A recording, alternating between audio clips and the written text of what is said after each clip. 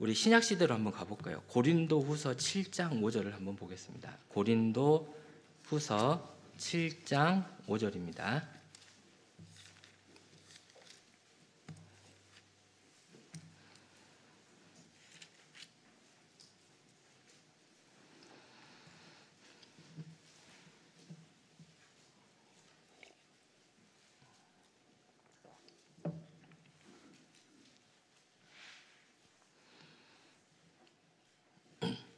고린도후서 7장 5절입니다. 우리가 마게도냐에 이르렀을 때에도 우리 육체가 편치 못하고 사방으로 환난을 당하여 밖으로는 다툼이요 안으로는 두려움이라. 바울도요 두려워했습니다. 그 위대했던 사도도요 그에 의해서 기록됐던 성경을 보면 두려웠다라는 표현을 많이 쓰고 있습니다. 그의 마지막 성경이었던 디모데후서에 보면 내가 사자의 입에서 건지웠다. 내가 사자가 나를 잡아먹으려고 내 머리를 사자가 탁 감싸 안았습니다. 조금만 더 입을 다물면 죽을 수도 있는 그런 순간에도 있었다라고 표현할 정도로 두려웠다는 표현을 쓰고 있습니다. 자, 6절 같이 한번 읽어볼까요? 그러나 비천한 자들을 위로하시는 하나님이 디도의 오므로 우리를 위로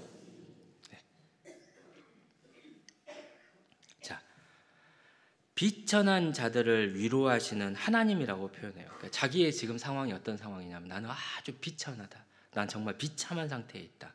이렇게 이야기하는 거죠. 7절 저의 온 것뿐 아니요 오직 저가 너희에게 받은 그 위로로 위로하고 너희의 사모함과 애통함과 나를 위하여 열심히 있는 것을 우리에게 고함으로 나로 더욱 기쁘게 하였느니라. 자, 이 말씀이 어떤 의미냐면 사도 바울은 2차 전도 여행 기간 중에 고린도라고 하는 지역에 가가지고요. 지금 그리스 지역에 있는 항구 도시입니다. 자, 고린도에 가가지고 1년 6개월을 거하면서 그곳에서 복음을 전했고 고린도 교회를 세웠습니다. 그래서 고린도 교회를 개척하고 교회를 세웠습니다. 그리고 나서 다른 지역으로 복음을 전하기 위해서 이 바울이 떠났는데 그 떠난 뒤에 들리는 이야기가 무엇이냐면 이 바울에 대한 온갖 험담이 막 나오는 거예요. 그래서 이제 글로에라고 하는 자매가 사람을 보내서 고린도 교회에 있는 문제들에 대해서 이야기를 해줬는데 그 고린도 전서와 후서에 있는 내용을 보면 교회 안에 바울파가 있고 아볼로파가 있고 게바파가 있고 그리스도파가 있어서 당파가 나눠졌다는 거예요. 그리고 한 형제가 계모하고 음행하는 일이 있다는 거예요. 세상에서도 없는 일인데 교회 안에 구원받았다는 형제가 그런 범죄를 했다는 겁니다. 그리고 성도가 성도를 세상 법정에 소송하는 일이 있었어요. 그 일로 인해서 교회 안에 다툼이 있었습니다. 우상의 제물을 먹는 문제로 믿음이 약한 형제들이 실족하고 있었습니다. 성찬식에 질서가 없어가지고 누군가는 취하고 누군가는 참여조차를 하지 못하는 일이 있었어요. 정말 고린도는 부자 동네였습니다. 부유한 지역이었습니다. 그리고 교회도 부유했습니다. 그런데 다른 어려운 교회 형제 자매를 돕는 연보에 동참하지 않았습니다. 그리고 그들은 그리스 철학의 심취가 돼 있어서 이 부활이라고 하는 부분에 대해서 여러 논쟁들이 있었고요. 가장 큰 것은 무엇이냐면 본인들에게 복음을 전해주었던 사도 바울을 사도로서 인정하지 않았고 그는 먹고 살기 위해서 말씀을 전하는 자라고 비난을 했으며 그의 설교가 형편이 없다라고 비난을 했어요. 사실 전도인에게 되게 큰 상처가 설교 못한다는 거거든요. 그래서 그렇게 이제 엄청난 이제 비난을 한 겁니다. 그래서 이 사도 바울이 고린도 지역에 총 4번의 편지를 보낸 거예요. 총 4번. 근데 그 중에 첫 번째와 세 번째는 남아있지 않고 두 번째가 고린도전서고 네 번째가 고린도후서예요. 그래서 이 고린도에 어떤 문제가 있음에 대해서 이 바울이 직접 가가지고 그 문제를 해결하려고 했는데 그런 과정 중에서 어려움들이 좀 있어서 이 4번의 편지를 보냈고 하나님께서는 이 두 번째, 네 번째를 고린도전서와 후서로서 이 남겨주시고 우리에게 지금 이제 보게 하는 건데요. 자, 2차 서신은 이제 디모데를 통해서 에베소 지역에서 보냈다는 걸 우리가 알 수가 있습니다. 그래서 그 내용들을 조금씩 한번 살펴보시면 고린도전서 9장 1절을 한번 가보겠습니다. 고린도전서 9장 1절입니다.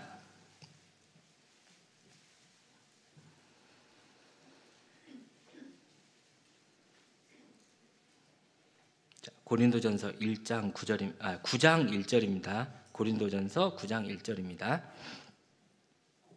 제가 읽어볼게요.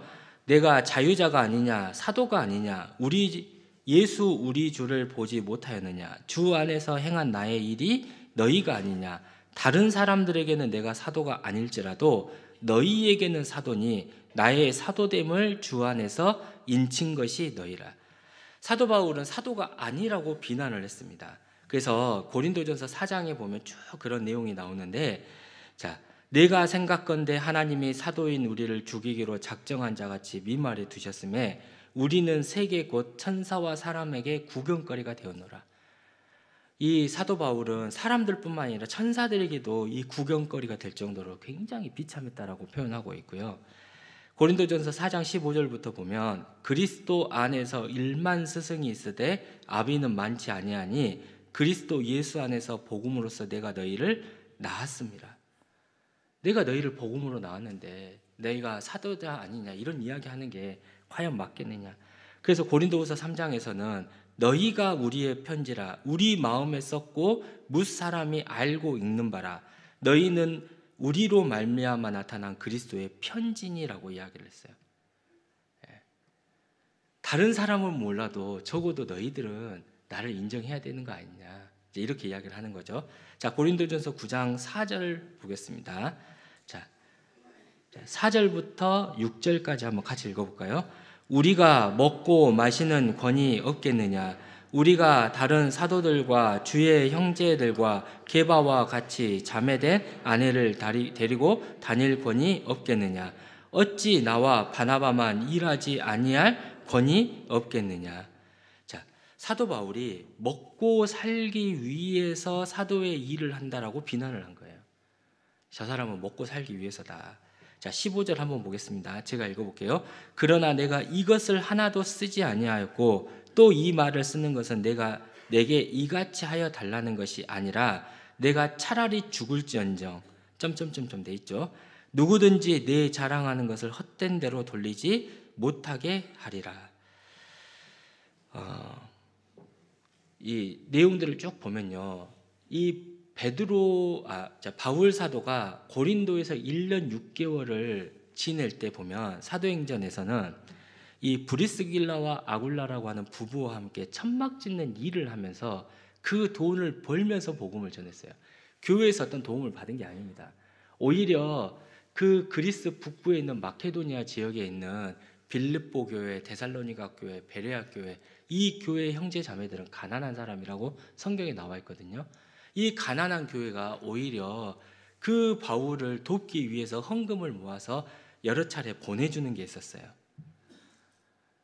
고린도에서는 도움을 받은 게 없었습니다. 그런데 뭐라고까지 하냐면 하여간 어떤 이의 말이 내가 너희에게 짐을 지우지 아니하였을지라도 공교한 자가 돼요. 이 공교하다는 것은 말을 그럴싸하게 지어냈다는 뜻이에요. 괴계로 너희를 취하였다니. 아유, 공식적으로 받은 건 없어도 뒤로 형제 자매들한테 받을 거 다 받았어. 그러니까 저렇게 먹고 살고 있는 거 아니야? 이렇게 비난했다는 거예요. 그러니까 실제로 준 것도 없으면서 이 간사한 말로 꼬셔가지고 받았다고도 하고, 실제로 바울은 장막 짓는 일을 해서 스스로가 전도비를 벌어서 스스로가 그 일을 했음에도 불구하고 계속해서 그걸 가지고 그 비난을 했다는 겁니다. 자, 고린도후서 10장 10절 가보겠습니다.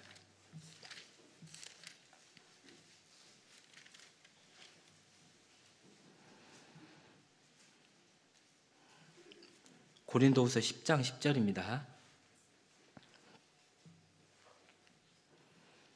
네, 고린도후서 10장 10절 같이 한번 읽어볼까요?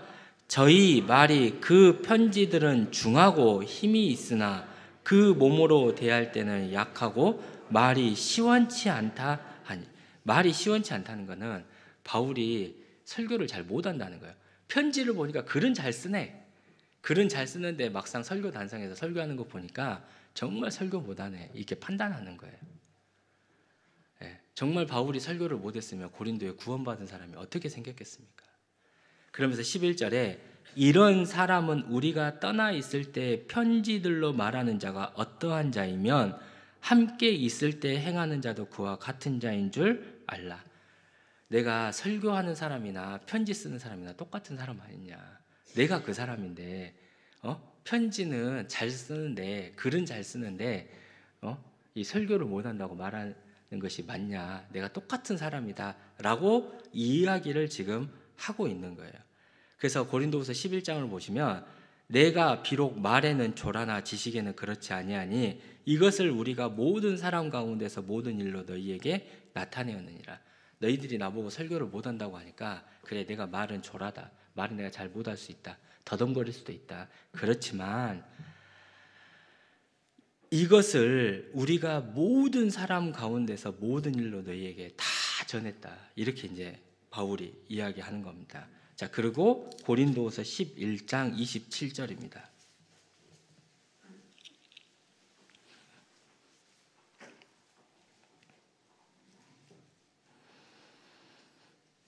자, 11장 21절, 27절 제가 읽어보겠습니다. 또 수고하며 애쓰고 여러 번 자지 못하고 줄이며 목마르고 여러 번 굶고 춥고 헐벗었노라. 자, 28절 같이 읽어볼까요? 이 외 일은 고사하고 오히려 날마다 내 속에 눌리는 일이 있으니 곧 모든 교회를 위하여 염려하는 것이라. 28절 제가 읽어보겠습니다. 누가 약하면 내가 약하지 아니하며 누가 실족하게 되면 내가 예타하지 않더냐. 실제로 고린도 교회가 바울을 비난하고 바울에 대해서 정말 많은 말들을 했을 때 그럼에도 불구하고 이 바울은 교회를 위하여 염려한다라고 이야기를 하는 거예요. 바울은 교회를 사랑했습니다. 고린도 교회 형제 자매들을 사랑했습니다. 그들이 변화하기를 바랬고 그들이 주님 안에서 올바로 세워지기를 바라는 마음에서 그들에게 4번의 편지를 보내고 디모데도 보내고 디도도 보낸 거예요. 그래서 3번째 편지는 우리가 남아있진 않지만 보통 눈물의 서신이라고 되어 있거든요. 바울이 정말 그 마음이 아파서 눈물로 편지를 쓴 거예요. 그리고 그거를 디도가 전해주고 돌아와서 하는 이야기가 드디어 이 3번째 편지를 통해서 고린도 교회가 회개를 했습니다. 그들이 마음을 고쳐먹었습니다. 정말 바울은 그 말 듣기 전까지는 교회를 위해서 엄청나게 걱정하고 있고 자기 자신 스스로가 너무 비참해져 있는 거예요. 근데 이렇게 위로를 해주시는구나. 그 마음에 위로를 받았다고 이제 말씀을 하고 있는 거죠. 자, 고린도후서 6장을 한번 가보겠습니다. 고린도후서 6장 11절입니다.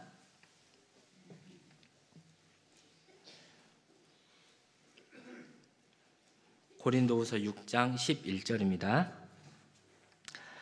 고린도인들이여 너희를 향하여 우리의 입이 열리고 우리의 마음이 넓었으니 너희가 우리 안에서 좁아진 것이 아니라 오직 너희 심정에서 좁아진 것이니라. 13절 같이 읽어볼까요? 내가 자녀에게 말하듯 하노니 보답하는 양으로 너희도 마음을 넓히라. 나는 너희들에 대해서 마음이 좁아진 적이 없다. 우리 애가 계속해서 이야기를 하고 있고 마음도 넓혀오고 있지 않냐. 너희들도 보답한다면 그 마음을 넓히라고 이야기를 하고 있습니다. 우리 안에도 혹시 갈등이 있을 수도 있죠. 그 오해가 커져서 문제가 될 수도 있고요. 자, 사탄이 제일 좋아하는 게 뭐라고 들었죠? 뭐가 생기면 삐집고 들어가죠? 틈이잖아요. 자, 그런 걸로 인해서 틈이 생겼습니다. 사단은 틈이 생기면 일하는 사람들을 모함하고 마치 큰 문제가 있는 사람으로 보게 만들 수도 있죠. 그러나 구원받은 사람 안에는 동일한 성령의 하나님이 계시기 때문에 진실한 마음으로 사랑하고 기도하는 가운데 교제를 나누면 주님께서 해결해 주시고 회복시켜 주시는 거죠.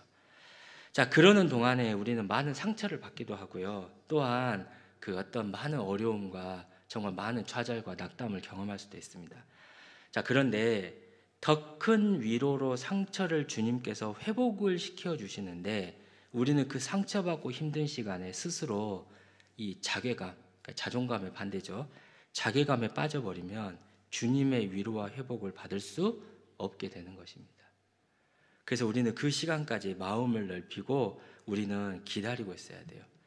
그래서 시편 136편 23절에 우리를 비천한 데서 기념하신 이에게 감사라고 되어 있는데, 이거를 좀 더 올바르게 번역하면 비참한 상태에 있을 때에도 나를 기억하시는 하나님께 감사라는 뜻이에요. 내가 비참해져 있습니까? 그래도 나를 기억하고 계시는 거예요. 버리는 게 아니라니까요. 주님은 우리를 기다리고 있습니다. 야고보서 4장 5절에 보면 너희가 하나님이 우리 속에 거하게 하신 성령이 시기하게까지 사모하신다는 말씀을 헛된 줄로 생각하는, 성령이 하나님이요 사랑하는데 하나님이 더 사랑하니까 시기한대요. 성령이 하나님이. 정말 하나님들은 성부 하나님, 성자 예수님, 성령이 하나님 모두가 나를 사랑하고 있어요. 누구의 사랑을 받느냐? 전능하신 천지를 창조하신 하나님의 사랑을 받고 있으면 그걸로 우리가 만족할 줄 알아야 되는데, 그걸 모르니까 우리가 마음에 문제가 생기는지도 모르겠습니다. 자, 내가 누구에게 사랑을 받고 있는가를 생각을 해보면 정말 놀랍잖아요. 하나님이 세상을 이처럼 사랑하사 독생자를 주셨으니, 자, 하나님 보시기에 이는 내 사랑하는 아들이요 내 기뻐하는 자라. 그 가장 기뻐하시는 예수님을 십자가에 못 박아 죽일 만큼 나를 사랑했다는 거예요. 자, 어머니들 한번 생각해 보세요. 내 배 아파서 낳은 자녀, 냉정하게 생각해 보면 내 아이들보다 더 예쁘고 더 잘나고 똑똑하고 돈도 잘 버는 애들이 훨씬 더 많이 있겠죠. 그러면 그 사람들에게 관심이 갑니까? 아니면 내 배 아파서 낳은 내 자녀에게 관심이 갑니까? 누구에게 관심이 가겠어요? 예수님 입장에서 한번 생각해 보세요. 내가 그 험한 십자가에서 피 흘려 죽기까지 사랑한, 그리고 그걸로 인해서 구원받은 우리를 가볍게 사랑하시겠습니까? 아니잖아요. 얼마나 귀하게 생각하겠어요. 우리는 그 존귀하라는 사실을 사실 잘 알고 있죠. 아는데 가끔 잊어버린다는 게 문제가 되는 거지 않습니까? 그래서 내가 정말 주님께 사랑받고 있는 자다. 내가 그 사랑은 그 가벼운 사랑이 아니라는 거죠. 우리가 반드시 알고 기억해야 할 것은 하나님은 우리가 가장 낮아져 있는 상태에서도 우리를 기억하시고 사랑을 베풀고 있다는 겁니다. 사람들이 보기에 내가 낮아져 있고 비참하고 비천하게 보이는 것이지 하나님 보시기에는 존귀한 자라는 사실은 변함이 없습니다. 우리는 하나님께서 가장 사랑하시고 기뻐하시는 예수님을 십자가에 죽일 만큼 나를 사랑하신 것을 우리는 기억을 해야 되는 겁니다. 그리고 혹 징계를 받을 수도 있죠. 근데 그 징계에 대한 말씀을 보면 그 사랑하시는 자를 징계한다고 말씀하고 있잖아요. 다윗은 나단 선지자로부터 죄에 대한 지적을 받았을 때 바로 하나님께 회개의 기도를 드렸습니다. 우리가 징계를 받을 때 정말 겸손하게 하나님의 자비하심과 그 긍휼하심을 의지하면서 우리가 그 하나님의 도우심을 바란다면 하나님은 회복시켜 주셔요. 그래서 우리가 고난 중에, 때로는 여러 가지 어려움 중에, 때로는 징계 가운데 있다 하더라도 나의 존귀함은 바뀌지 않는다라는 걸 우리가 기억을 해야 됩니다.